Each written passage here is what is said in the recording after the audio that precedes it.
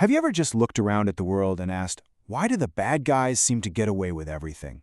It's a really ancient, really tough question. And it's one the prophet Jeremiah wasn't afraid to ask God straight up.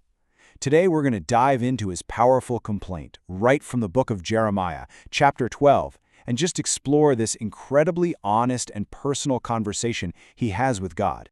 So here's how we're going to break this down. We'll walk through this intense back and forth in 5 parts. We'll start with Jeremiah's kind of legal challenge to God. We'll look at the evidence he presents, and then we'll get to God's response, which is, well, it's surprising and deeply personal. All right, let's jump right in. We're starting at the top of chapter 12, where Jeremiah comes forward, not really as a doubter, but almost like a lawyer making his case before the highest court in the universe. Now notice how he kicks this off in verse 1.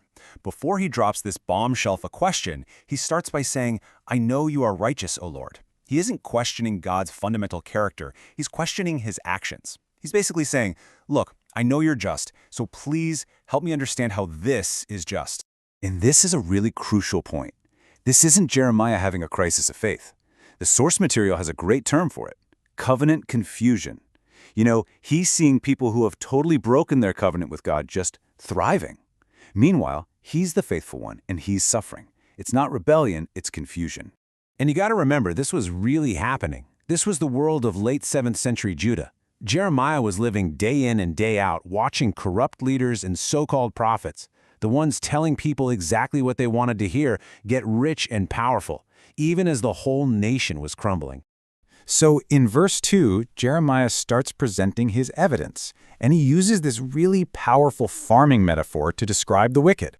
I mean, this is such a bold thing to say to God. Jeremiah says, you didn't just let this happen, you planted them. It's the shocking idea that God himself set up these corrupt people, let them put down deep roots, grow strong, and become successful in all their wickedness. And this right here, this contrast just nails their hypocrisy.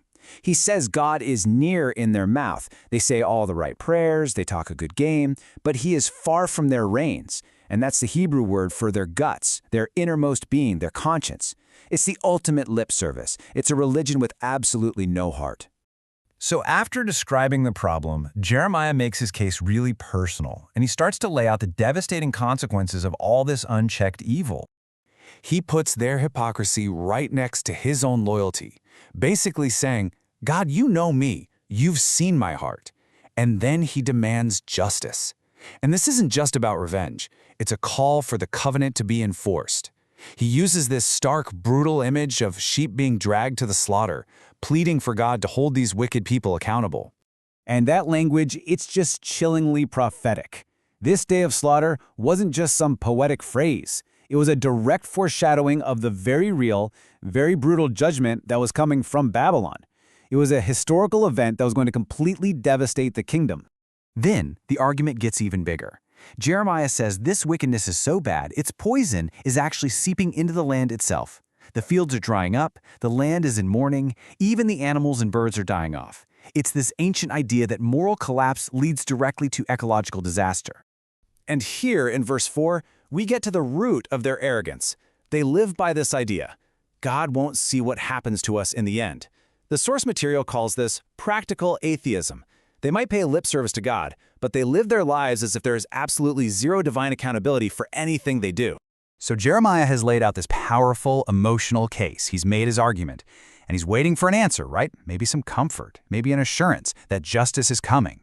But what God says next, it is not what anyone would expect. Instead of an answer, God gives Jeremiah a challenge. There's no there, it's going to be okay. It's this bracing, almost shocking response. God basically asks him, Jeremiah, if you're already exhausted from a race against ordinary men, what in the world are you going to do when I send in the cavalry? And God continues the metaphor. He says, if you're this tired in a land of peace, what will you do in the swelling of Jordan? Now, this wasn't just poetry. The flooding of the Jordan River was a real, dangerous, chaotic event that happened every year. It represents a shift from a predictable, manageable hardship to something completely overwhelming and life-threatening. So, what God's answer really is a stark warning. He's telling Jeremiah that the trials he's been through so far, that was just the warm-up.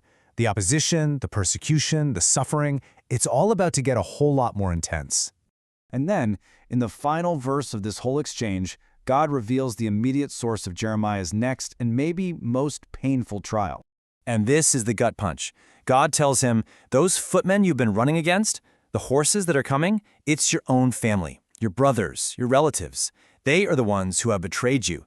Don't believe them when they speak nicely to you because they are plotting against you.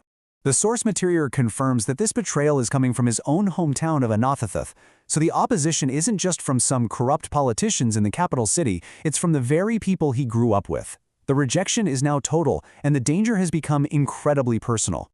And that's where this passage leaves us. Jeremiah cried out for justice, and God's answer was basically, get ready for a much bigger fight. A fight that was going to be fueled by the deepest betrayal imaginable. It really forces us to ask ourselves, when the answer to our pain isn't comfort, but a call to prepare for something even harder, what do we do then?